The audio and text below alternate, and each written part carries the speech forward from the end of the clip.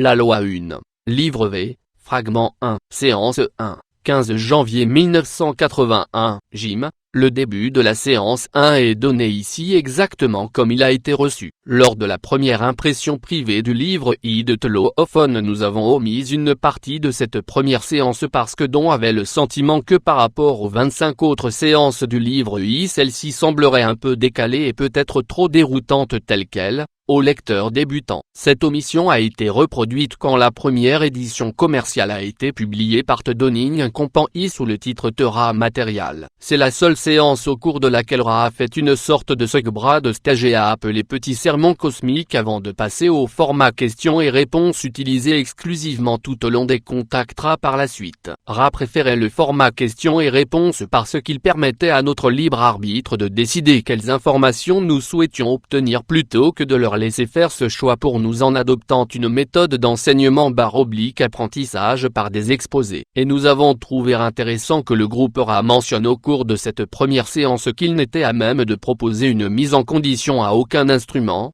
à cause de leur propre limitation de transmission. Cette mise en condition implique souvent ce qui paraît être des mouvements involontaires des cordes vocales, de la bouche, des lèvres, des mâchoires, ou encore d'autres sensations physiologiques que celle qui sert d'instrument éprouve à l'approche du contact. Cette séance-ci correspond aussi à la dernière fois que Ra a essayé de parler par l'intermédiaire d'un instrument autre que Carla, puisque le phénomène du relais channeling est devenu monnaie courante. Nous voudrions faire encore un commentaire sur la vibration de mise en condition. Bon nombre de ceux qui servent comme instrument estiment qu'ils reconnaissent les entités qui s'expriment par leur intermédiaire grâce à la vibration de mise en condition, et n'ont besoin d'aucun autre moyen d'identification pour s'assurer qu'ils relaient bien ceux qu'ils pensent relayer. Nous avons découvert que ce n'est pas toujours le cas, parce que des entités négatives, de vibrations relativement semblables, sont ressenties comme l'entité familière par celui / celle qui sert d'instrument lorsque l'entité négative souhaite se faire appeler par un autre nom et imiter l'entité positive,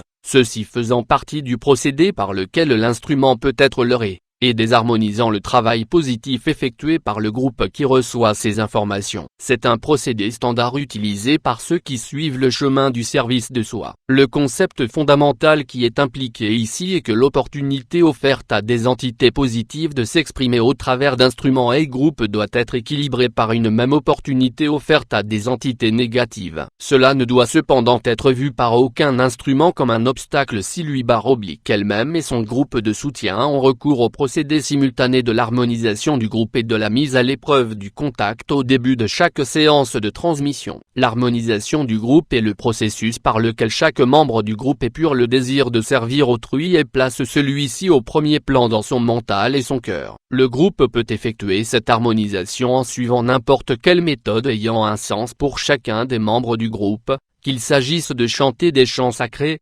psalmodier, prier, raconter des blagues, partager des informations, visualiser de la lumière enveloppant le groupe, enfin tout ce qui fait se fondre tous les participants en une seule source unifiée de recherche. Ensuite, quand l'instrument perçoit que les entités qu'il veut relayer sont présentes, la mise à l'épreuve est faite mentalement, ici aussi de n'importe quelle manière considérée comme appropriée par l'instrument, et de n'importe quelle façon ressentie par l'instrument dans chacune de ses fibres. L'instrument demande à savoir si les entités qui souhaitent l'utiliser comme canal viennent au nom de n'importe quel principe considéré par l'instrument comme le plus élevé et le meilleur dans sa propre vie. On peut défier l'entité qui souhaite parler au nom de Jésus-Christ, de la conscience christique, de la polarité positive, du service d'autrui, ou bien au nom d'un des archanges, ou de ce qui représente le centre de sa vie, ce pourquoi l'instrument vit et mourrait volontiers. Ceci forme un mur de lumière qu'une entité de polarité négative ne pourra traverser qu'à grand-peine, comme ce serait le cas pour vous et moi quand nous nous trouvons devant un mur en briques. Les entités négatives sont prêtes à s'infiltrer dans toute faille laissée par négligence, et à offrir un service de leur propre façon, c'est-à-dire en imitant le contact positif mais seulement dans la mesure nécessaire à préserver le canal et en donnant ensuite de fausses informations autant que cela est possible, généralement en donnant des dates et descriptions de changements planétaires cataclysmiques qui, lorsqu'elles sont rendues publiques par le groupe ayant reçu ces informations, font perdre toute crédibilité à celui-ci, parce que ces dates ne sont jamais exactes. C'est ainsi que l'entité négative prend la force spirituelle de lumière que le groupe était parvenu à partager grâce à son travail de service d'autrui. Carla a suivi cette méthode pour mettre Ra à l'épreuve au début des 2 premières séances. Cela a été et est toujours sa méthode normale, puisqu'elle fait habituellement de la transmission consciente. Mais lors du contact Ra, elle est involontairement tombée en transe et n'a donc pas pu s'harmoniser de cette manière,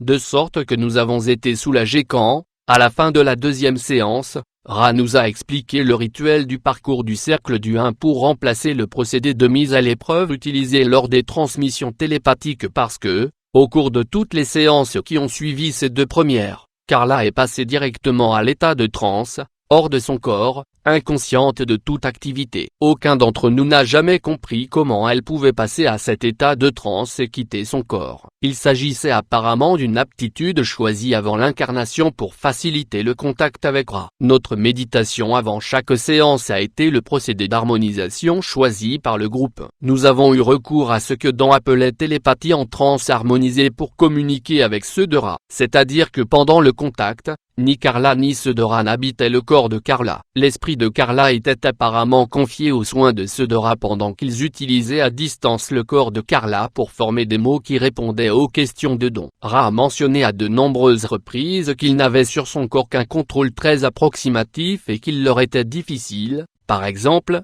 de repositionner ses mains quand l'une d'elles devenait douloureuse à cause de son arthrite. Carla ne ressentait pas ces crises douloureuses, mais il fallait parfois repositionner parce que la douleur constituait comme de l'électricité statique sur la ligne. Cela ne s'est produit qu'occasionnellement et a toujours été noté dans le texte. Don et Carla avaient travaillé ensemble pendant 12 ans en faisant du relais, de la recherche, et en écrivant 2 livres sur des thèmes métaphysiques, avant que je me joigne à eux en décembre 1980. Incertain de ce que nous pourrions faire comme premier projet ensemble, nous avons pensé réécrire un des 2 livres, Secrets of the UFO, et j'avais commencé à lire et prendre des notes dans cette optique. 3 semaines plus tard, le premier contact a eu lieu, de manière totalement inopinée. Il s'est produit pendant que Carla donnait une séance d'apprentissage au cours de laquelle un des membres du groupe de méditation dominicale apprenait comment devenir un canal. Don était présent, mais moi j'avais été faire des achats et j'ai passé la porte d'entrée chargée de sacs de provisions juste comme Don interrogeait sur les changements terrestres attendus à la fin de ce cycle de croissance. À ce moment,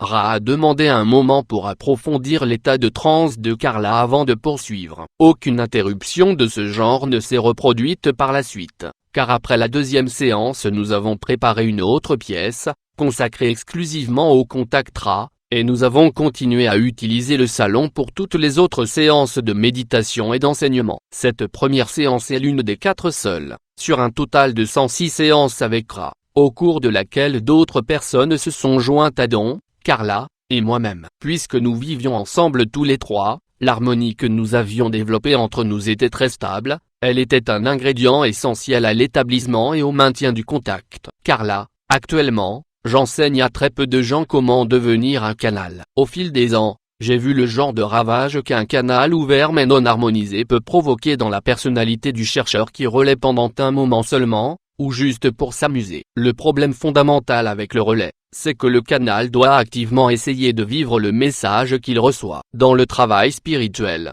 personne ne peut se permettre le luxe de dire « faites ce que je dis », et non ce que je fais. Si nous n'incarnons pas les principes que nous proposons aux autres, nous recevons souvent des catalyseurs dramatiques et profondément perturbants qui démontrent la divergence des idéaux par rapport aux véritables intentions d'origine. J'ai vu des gens perdre leur santé mentale quand ils se sont lancés inconsidérément dans la transmission. C'est pourquoi je considère de ma responsabilité de prendre les étudiants très au sérieux. La plupart du temps je travaille à présent avec des personnes qui font déjà de la transmission et viennent me voir parce qu'elles éprouvent des difficultés dans ce domaine. Cela m'a mis en contact avec des gens qui ont parcouru le monde en suivant des signaux émis par des Indiens, avec des contactés par des ovnis qui avaient des histoires étranges à raconter. Enfin toutes sortes de personnes perdues dans un océan de confusion New Age. L'appellation conseiller spirituel a un relent de snobisme et un goût de je sais tout que j'espère bien ne pas refléter, mais c'est bien ce que je fais actuellement. Peut-être que auditeur spirituel serait plus exact. Avec l'arrivée du courriel, les opportunités de relations personnelles avec les chercheurs se sont multipliées. Nous accueillons les communications de tous ici à /el research. Nous n'avons jamais manqué de répondre à aucun courrier qui nous a été envoyé. Donc n'hésitez pas à nous adresser vos questions. Nous sommes ravis d'aider autant que nous le pouvons. Notre adresse sur la toile est www.iresearch.org. Séance 1, 15 janvier 1981. Je suis Ra. Je n'ai pas encore parlé au travers de cet instrument auparavant. Nous avons dû attendre qu'elle soit précisément alignée, car nous émettons sur une bande très étroite de vibrations. Nous vous saluons dans l'amour et la lumière de notre Créateur infini. Nous avons observé votre groupe, nous avons été appelés vers votre groupe, parce que vous avez besoin d'une diversité d'expériences de transmission présentant une approche plus intense ou, comme vous pourriez dire, plus avancée du système d'étude du schéma des illusions de votre corps, de votre mental, et de votre esprit, ce que vous appelez chercher la vérité. Nous espérons vous offrir une perspective quelque peu différente des informations qui sont toujours et à jamais les mêmes. La Confédération des planètes au service du Créateur infini a une seule déclaration importante à faire. Cette déclaration, mes amis, comme vous le savez, est que toute chose, toute vie, toute la création, font partie d'une seule pensée originelle. Nous allons utiliser chaque canal si nous y parvenons. La réception de notre faisceau est en fait un peu plus avancée que certains des canaux à vibration plus ample ouverts par d'autres membres pour un travail qui est plutôt d'introduction et intermédiaire. Considérons pendant un moment la pensée. Qu'est-ce donc, mes amis ? Que prendre des pensées? Est-ce que vous avez pris des pensées aujourd'hui? Quelles pensées avez-vous pensé aujourd'hui? Quelles pensées ont fait partie de la pensée originelle aujourd'hui? Dans combien dans vos pensées s'est trouvée la création? Est-ce que l'amour s'y trouvait? Est-ce que du service a été libéralement offert? Vous ne faites pas partie d'un univers matériel. Vous bougez votre corps, votre mental et votre esprit selon des schémas quelque peu excentriques car vous n'avez pas complètement saisi le concept selon lequel vous faites partie de la pensée originelle. Nous voudrions à présent opérer un transfert vers l'instrument connu comme don. Je suis Ra. Pause. Ra. Je suis Ra. Je suis à nouveau avec cet instrument. Nous sommes sur le point d'entamer un contact, mais il nous est difficile de pénétrer une certaine tension mentale et une distraction qui sont en quelque sorte caractéristiques de ce canal. Nous allons dès lors décrire le type de vibration qui est envoyé. L'instrument va découvrir que nous entrons dans le champ d'énergie formant légèrement un angle vers l'arrière du sommet de la tête, dans une zone étroite mais forte d'intensité. Nous ne sommes pas à même d'offrir une mise en condition à cause de nos propres limitations de transmission. C'est pourquoi, si l'instrument peut ressentir cet effet particulier, il peut alors exprimer nos pensées à mesure qu'elles lui parviennent. Nous allons réessayer ce contact. Je suis Ra. Pause. Ra. Cet instrument résiste à notre contact. Cependant, nous vous assurons qu'il nous suffit de dire que le contact avec celui qui est connu comme don n'est pas préférable à cet instrument-là. C'est pourquoi nous allons passer à celui qui est connu comme étant l'Onar. Une nouvelle fois, nous avertissons l'instrument que ceci est une bande étroite de communication qui est ressentie comme une vibration entrant dans l'aura. Nous allons à présent transférer ce contact. Je suis Ra. Pause. Ra. Je suis Ra. Nous vous saluons une fois encore dans l'amour et la lumière de notre Créateur infini. Nous vous demandons d'être patient avec nous. Nous sommes un canal difficile à recevoir. Nous pouvons peut-être ajouter quelques dimensions à votre entendement. À présent, nous aimerions essayer de parler de n'importe quel sujet ou question que les entités dans cette pièce pourraient trouver potentiellement utile de soumettre.